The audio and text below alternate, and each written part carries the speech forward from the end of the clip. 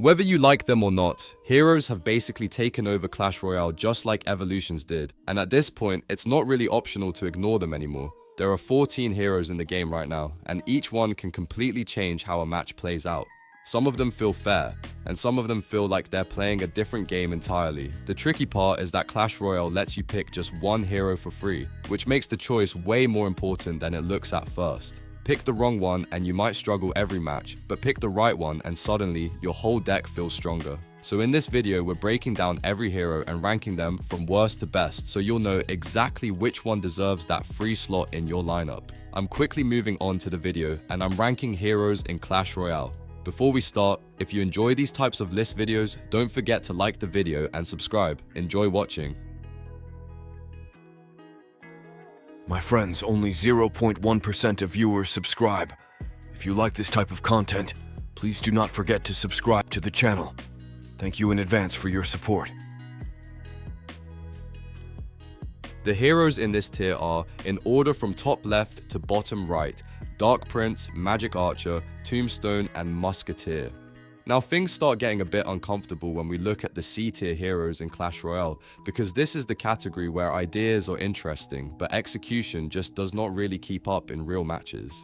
Hero Dark Prince is a perfect example of that gap between theory and reality. On paper, the ability sounds really fun. He jumps off his Rhino, deals splash damage in a small area, and the Rhino itself keeps charging forward toward enemy buildings like a mini win condition. In practice though, it rarely feels as clean as it sounds. The timing is awkward, and spending 3 elixir for the ability often leaves you thinking you could have gotten way more value elsewhere. I even tried treating the Rhino as a win condition on its own, but it just does not pressure towers enough to be reliable.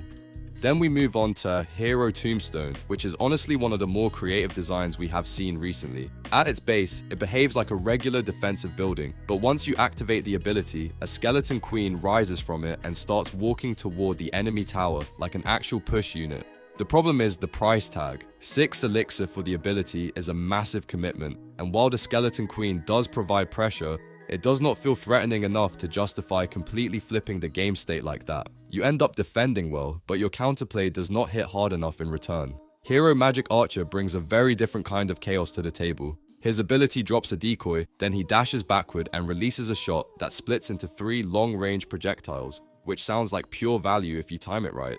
The issue is consistency.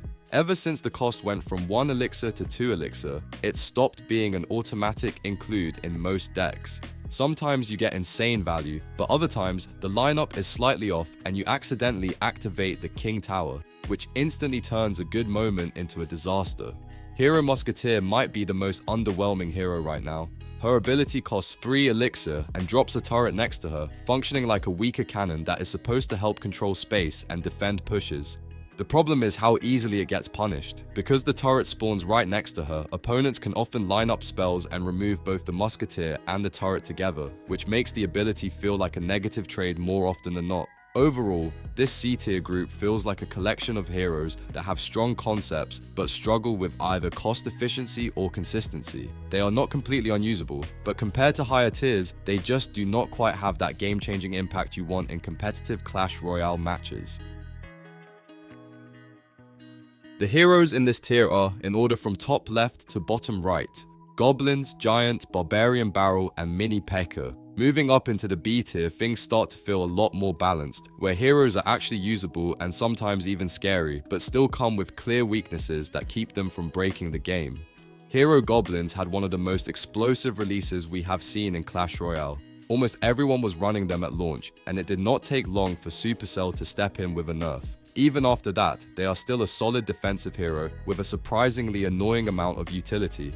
The ability itself is simple but sneaky strong. It costs only 1 elixir and only activates after the goblins die, spawning 3 fresh goblins exactly where the last one fell. It sounds small, but in real matches, it can completely mess up enemy timing and force awkward responses. What I personally like about them is how they create pressure without trying too hard. Sometimes you are not even aiming for big value, you are just forcing your opponent to spend more elixir than they planned, and that alone can swing tempo in your favor.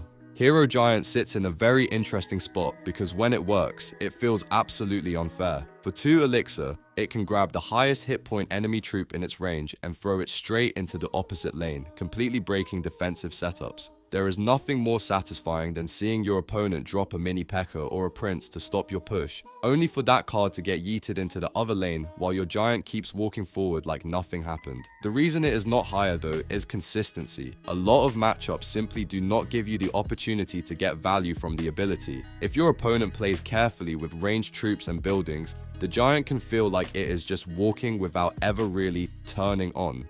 Hero Barbarian Barrel is more subtle but still reliable in the right hands. Its ability lets it roll again after impact while also giving it a small heal, which basically gives it a second life and another chance to connect for value. In many games, that second roll is exactly what sneaks chip damage onto the tower or clears a key support troop. But there are also situations where the barrel is already too damaged or has nothing meaningful in its path, and then the ability feels almost wasted. Hero Mini P.E.K.K.A is probably the most scaling fantasy hero in this tier. For just 1 elixir, you can activate its ability to upgrade its level and give it a small heal, turning it into a snowballing threat over time. When it starts connecting hits on troops, it can spiral out of control and suddenly become a monster that dominates the board. The idea of a constantly scaling Mini P.E.K.K.A is honestly terrifying in the best way, but in real matches, reaching that dream scenario is not always easy. Good players will pressure it, kite it, and use cheap counters to reset its momentum before it becomes unstoppable, which is exactly why it stays in B tier instead of climbing higher. The heroes in this tier are, in order from top left to bottom right, Wizard, Balloon, Ice Golem, and Bowler. When you step into the A tier inside Clash Royale, things inside Clash Royale start feeling genuinely powerful, where heroes are not just usable but can actually decide how entire matches play out if you use them correctly. Hero Wizard is easily one of the flashiest designs in this tier. When you activate his ability, he literally takes off into the air, starts throwing fire attacks, and at the same time creates tornadoes that constantly pull enemy troops backward while dealing damage. What makes this so annoying to face is the disruption factor. Against tank pushers like Giant or similar heavy units, the Wizard does not just deal damage, he completely breaks formation, dragging support troops out of position and ruining the opponent's timing. And because everything is being pulled around while taking damage, it often feels like your opponent is trying to play their push in slow motion while you are just deleting it piece by piece. Hero Balloon brings a completely different kind of pressure to the table, especially in air-based decks. Its ability drops a Skeletrooper onto a nearby enemy troop, and that drop itself already deals immediate damage before the unit even starts attacking. This is where things get really strong, because that initial impact is often enough to remove key support cards like Firecracker, Princess, Darts Goblin, or Archers before they even get value. I actually had a similar experience in draft mode where it felt like I could press the ability almost on cooldown and always get something meaningful out of it, which says a lot about how reliable it can be in the right situations. Hero Ice Golem is one of those picks that quietly carries games without looking too flashy.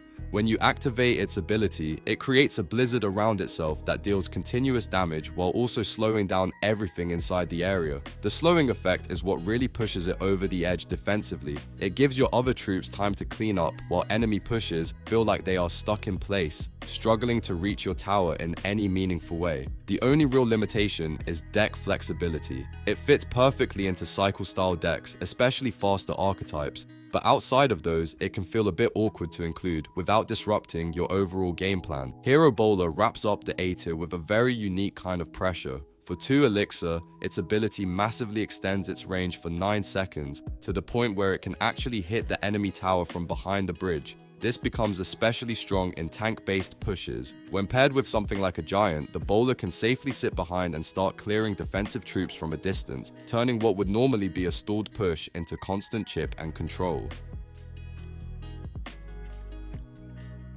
The heroes in this tier are, in order from top left to bottom right, Mega Minion and Knight. When you reach S tier in Clash Royale, you are basically looking at heroes that do not just feel strong, they feel like they are shaping the entire pace of the match every single time they show up. Hero Knight is probably the clearest example of that kind of dominance right now. For only 2 elixir, its ability already feels like it should cost more, because the amount of control it gives you is ridiculous. Once activated, Hero Knight gains a shield that boosts its effective survivability while also pulling nearby troops toward it.